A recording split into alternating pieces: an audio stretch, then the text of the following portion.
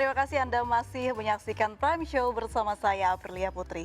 Pemirsa, pada awalnya pemerintah optimis dapat melakukan vaksinasi pada bulan November ini, namun terkendala Emergency Use Authorization dari Badan Pengawas Obat dan Makanan. Vaksinasi diundur pada Minggu ketiga Desember 2020. Apakah vaksin tersebut sudah siap dan seperti apa perkembangan izin penggunaan darurat tersebut? Saya sudah terhubung dengan Sekretaris PT Bio Farma Bambang Herianto. Assalamualaikum, selamat malam Pak Bambang. Waalaikumsalam Mbak Aprilia. Baik, terima kasih sudah bergabung bersama kami di Prime Show Pak Bambang. Baik, sebelum berbincang dengan kedua narasumber, saya akan ke Rumah Sakit Darurat Wisma Atlet. Sudah ada rekan Armalina yang akan melaporkan perkembangan terkini. Silakan Armalina.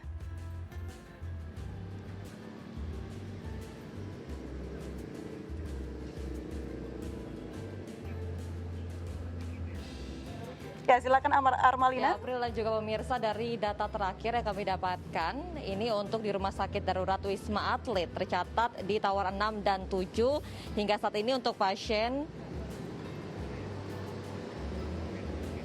Ya, April dan juga pemirsa, dari data terakhir yang kami dapatkan dari Rumah Sakit Darurat Wisma Atlet, ini tercatat bahwa untuk di Tower 6 dan 7 masih ada pasien rawat inap COVID-19 yang berjumlah 947 pasien, diantaranya 444 orang pria dan juga 503 orang wanita.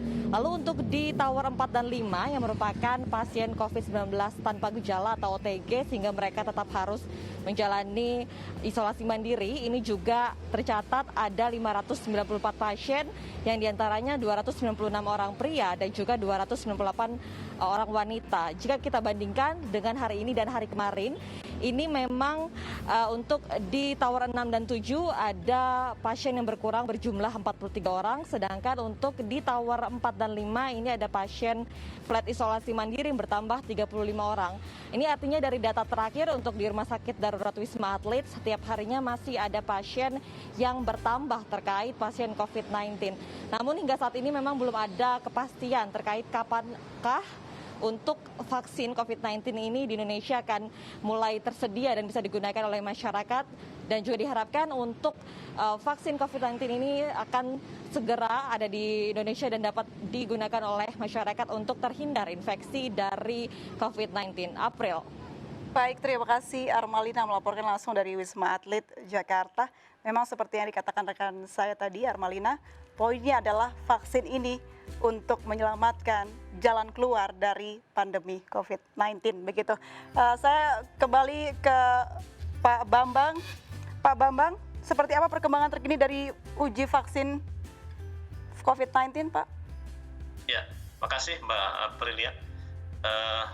Jadi data yang per minggu lalu ya kami dapatkan dari tim uji klinis vaksin Sinovac Unpad, jumlah relawan yang sudah divaksin, maksud saya yang disuntik pertama sudah lengkap 1.620, kemudian yang mendapatkan suntikan kedua sudah mencapai 1.543 relawan. Dan dari 1.543 relawan ini, 1.064 relawan sudah masuk dalam tahap pengambilan darah. Tahap pengambilan darah ini untuk melihat titer antibodi yang dihasilkan selama pengujian ini. Jadi seperti itu, dan hingga saat ini tidak ditemukan hal-hal yang mengkhawatirkan, dan relawan tentu akan dipantau terus-menerus selama 6 bulan. Tidak ada hasil yang mengkhawatirkan. Ini detailnya seperti apa, Pak Bambang? Ya, nanti selama pengujian ini kan dipantau juga oleh Badan POM, termasuk juga nanti ada Komisi Nasional Penilai Obat dan Komite Etik, Mbak ya. Jadi nanti reaksi samping setelah penyuntikan, biasa disebut dengan kejadian ikutan pasca imunisasi, ini dilihat terus gitu untuk seluruh relawan. Biasanya yang muncul itu sampai saat ini hanya kemerahan, demam, dan ruam itu bisa hilang 1-2 hari kemudian. Baik, sudah ada rencana kapan vaksin ini akan dibuat begitu atau didistribusikan, Pak Bambang?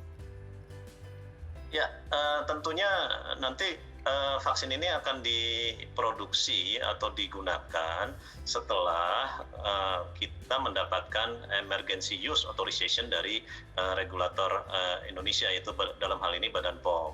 Jadi setelah mendapatkan authorization EUA, baru bisa kita lakukan produksi dan bisa digunakan. Begitu. Jadi target pemerintah pada bulan Desember itu terlalu dini?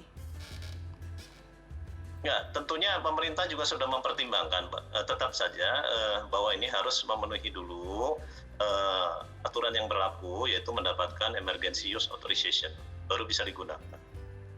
Baik, oke, tanggapannya Prof mengenai apa yang sudah dijelaskan oleh Pak Bambang tadi, begitu proses sudah dijalankan dan alhamdulillahnya sudah ada hasil yang cukup memuaskan dan ini bisa terus berlanjut. Namun masih ada tahapan lagi yang harus dilakukan.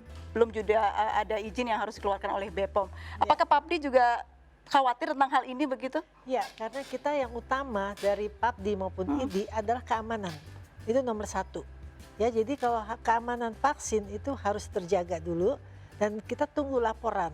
Oke. Kita tidak bisa hanya menyatakan ini aman dengan melihat situasi yang tadi, tetapi tunggu laporan Januari ya, rencananya mereka akan melaporkan dalam bentuk interim report atau interim analysis. Oke. Jadi sebagian.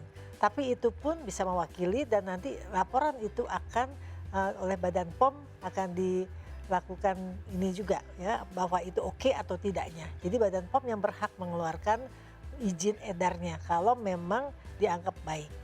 Baik.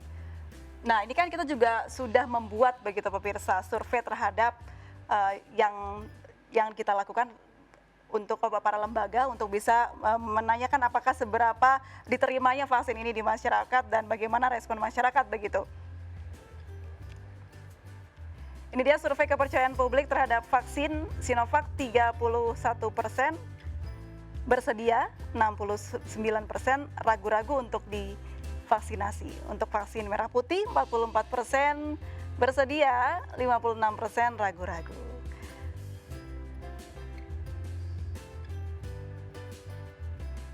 Selanjutnya survei kepercayaan publik terhadap vaksin.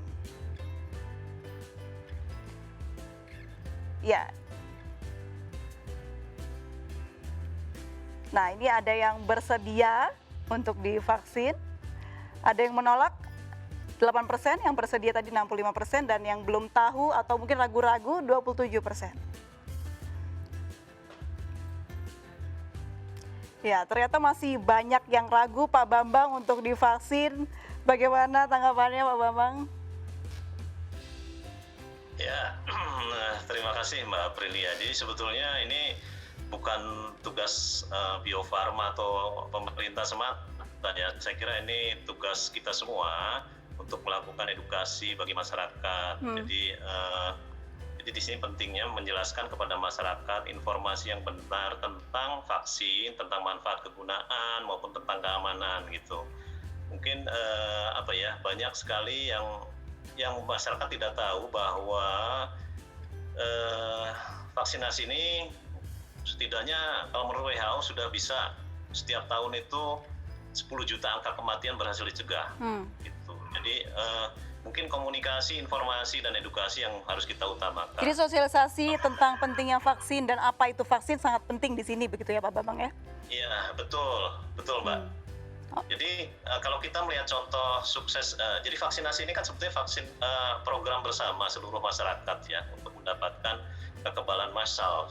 Jadi harus sama-sama. Contohnya keberhasilan kita melakukan vaksinasi di dunia, di global itu berhasil mengusahakan smallpox ya, cacar api di tahun 1980. Kemudian Indonesia juga bisa dinyatakan bebas polio di tahun 2018 kalau tidak salah. Ini tentu karena semua ikut dalam peran, termasuk masyarakat. Di sini justru peran masyarakat sangat penting untuk mendapatkan tadi kekebalan massal atau herd immunity atau kekebalan kelompok. Baik, untuk bisa divaksin sebenarnya kita harus percaya pada vaksin itu sendiri begitu. Pak Abdi, bagaimana responnya? Ternyata masih banyak masyarakat Indonesia yang tidak percaya, Prof. Jadi kelihatannya ini ada gap communication ya, gap konsepsi juga. Jadi beda konsep. Jadi itu perlu adanya edukasi ya bahwa vaksin itu penting. Tetapi sekali lagi berilah kepercayaan bahwa vaksin itu aman. Ya bagaimana caranya ya kita tunggu, jangan terburu-buru buat Desember, padahal interim reportnya aja baru Januari. Oke. Jadi nggak mungkin Badan POM mengeluarkan emergency use authorization. Kita harus menunggu itu baru bisa beredar. Ya, jadi kita tidak mungkin mendahului Badan POM sebelum ada emergency use authorization. Pada bulan Desember kita lakukan vaksinasi massal. Jadi kalau kami dari PAPDI memang sudah tegas ya, maupun ID sama, bahwa tetap kita jangan terburu-buru. Keamanan vaksin Meskipun sebenarnya nomor sudah ada satu. option nih, ada Iya. vaksin yang sudah jadi di luar Iya. dan kita sudah bisa membelinya begitu, Iya, Prof. ya, betul. Hmm. Sekarang sudah ada ya. Ya. Tetapi tetap keamanan yang ditunggu-tunggu adalah interim report yang akan pada bulan Januari nanti. Itu yang kita tunggu. Tapi ini menarik, pemirsa juga mungkin bertanya-tanya, keamanan. Apakah negara-negara maju seperti Inggris, Arab Saudi yang sudah mengeluarkan vaksin ini tidak teruji keamanannya dengan baik begitu, Prof? Ya. Padahal kan mereka mempunyai lembaga riset yang luar biasa, sudah maju dan Ya. juga luar biasa amannya Ya, begitu. betul. Masalahnya adalah biasanya vaksin itu 10 sampai 15 tahun. Oke. Ini cuma 12 sampai 18 bulan. Jadi secara automatically kita pikir kok sampai 18 bulan, biasanya 15 tahun. Oke. Berarti fase 3 kan diperpendek. Hmm. Nah, ini keamanannya lagi. Kita harus memberi trust kepada masyarakat. Gimana caranya? Tunggu. Jangan Oke. buru-buru. Keamanan penting. Nakes pun bisa ragu-ragu. Oke. Jangankan masyarakat. Nakes pun juga ragu-ragu. Nakes Saya bisa kembalikan ragu-ragu. ke Pak Bambang, ahlinya yang sudah berkecimpung dengan vaksin. Apakah benar vaksin yang 12 tahun risetnya tidak bisa dibandingkan dengan yang 10 bulan, kurang dari setahun? Ya, saya setuju dengan Prof. Iris. Kita harus hati-hati ya, Mbak, untuk melakukan program vaksinasi ini. Terkait dengan pengembangan vaksin, betul bahwa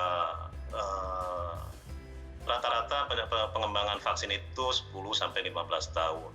Cuma belakangan beberapa seperti teknologi baru terkait dengan bioinformatik, genomik, itu bisa mempercepat penelitian dan pengembangan vaksin. Kemudian dari beberapa negara yang sudah melakukan pengembangan vaksin di awal, terutama SARS-CoV-1, MERS atau Ebola, jadi mereka sudah punya platform dulu atau kita sebut cetakannya gitu loh, Mbak. Jadi SARS-CoV-1 pernah hampir mau menjadi pandemik dan itu sempat dibuatkan juga kandidat vaksinnya.